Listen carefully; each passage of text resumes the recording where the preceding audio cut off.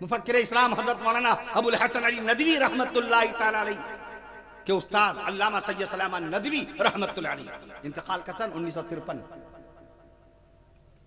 1990 میں جمعیت سعادت العلماء کی بنا ڈالی گئی، اس کی داغ بیل پڑی۔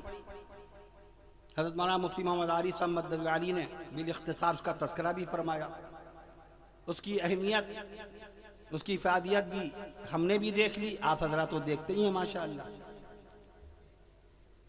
ہم جب آئے ابھی مولانا محمد عقیل صاحب الندوی مدد علی کے ہاں نماز عشاء ادا کی، ابھی ہماری وطر کی نماز باقی ہے۔ مداح خیر الانام ملک کے مشہور و معروف نعت خواں عزیزم عمر عبداللہ میاں سلمہ، وہ بھی ماشاءاللہ جمعیت سعادت العلماء کے نائب خزانچی ہیں، اور جناب خود خزانچی صاحب جناب محمد اختر صاحب وہ بھی تشریف فرما ہیں۔ سبھی حضرات کی خدمتیں ہیں اس کے اندر۔